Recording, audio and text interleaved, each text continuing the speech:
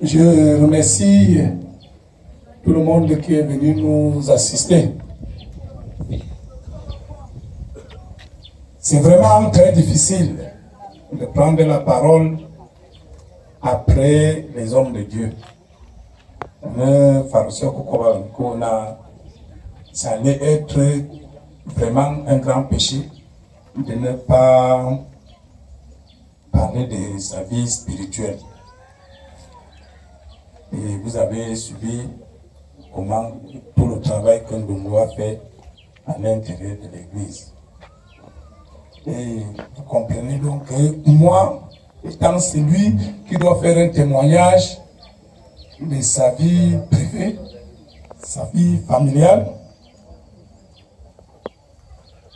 on peut dire que c'est la nuit et le jour.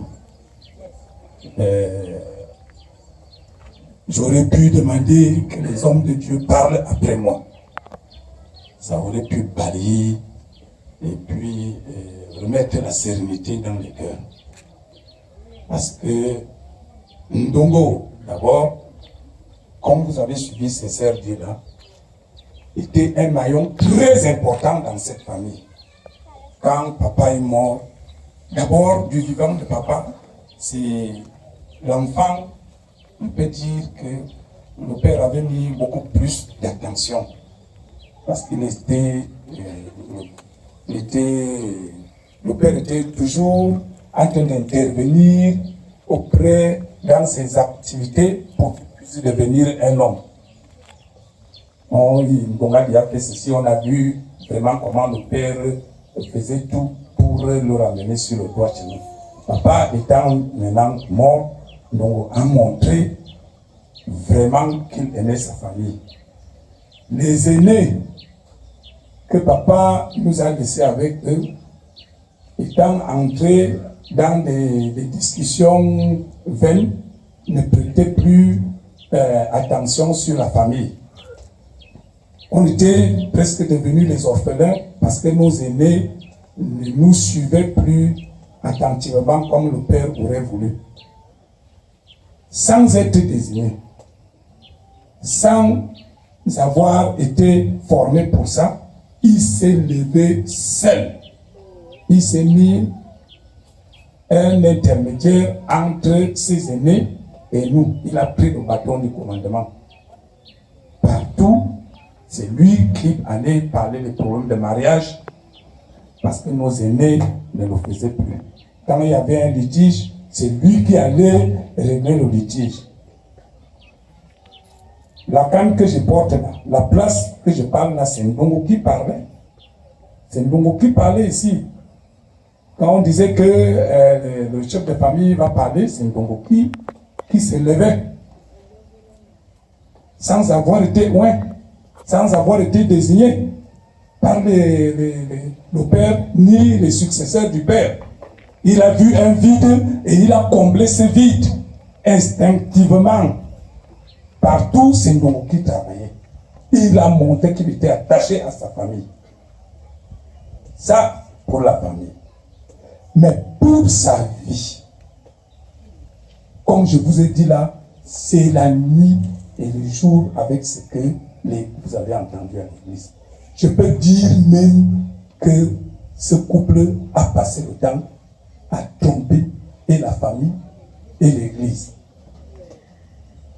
Si je vous donne une anecdote, le jour qu'il se marie à l'église, Nomanae, viens ici. Je vais vous présenter la petite sœur de Ndongo, qui est partie d'ici pour aller assister au mariage. On ne va pas vous dire comment tout s'est bien passé à l'église. Quand vous finissez donc à l'église, tout est bien.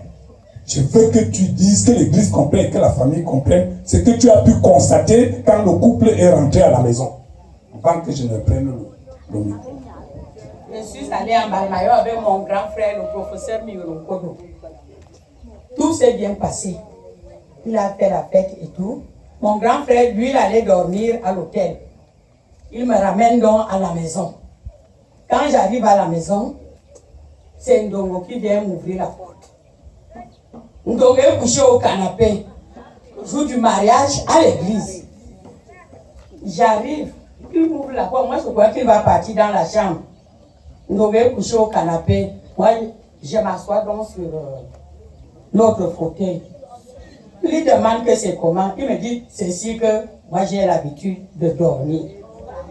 C'est comme ça. Ce n'est que un exemple parmi tant d'autres.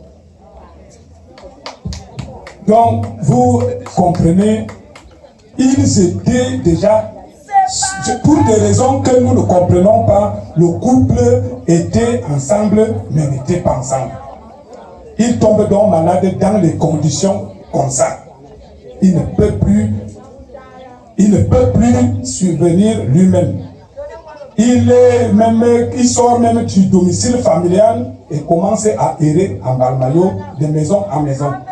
Il tombe malade, il se retrouve même chez sa petite sœur, que vous entendez, on félicite là, qui est partie la chercher dans les maisons d'une autre femme d'Ayos, où il est parti demander asile. Ndongo est tombé malade, il n'a pas été à l'hôpital. Ndongo allait mourir au quartier. La dernière fois que moi je l'ai vu, je suis parti, qu'on m'a dit que c'est grave. Je suis parti trouver chez sa petite sœur là, qui a un petit studio, elle dort dans la chambre et il y a un matelas au sol, soit une nappe, c'est là où Ndongo est couché. Il ne peut plus se lever, il a des escarres partout, il ne peut même plus s'asseoir, des grandes blessures, tu regardes, tu vois l'os.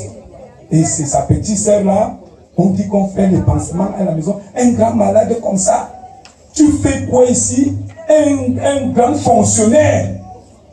Il a un salaire qui passe, il a une bonne pension. Pourquoi il n'est pas à l'hôpital? Où est sa femme? Tout le monde aspire. Quand chacun se marie, tu commences à travailler, tu te maries, tu fais tes enfants. Tu as déjà fondé une famille.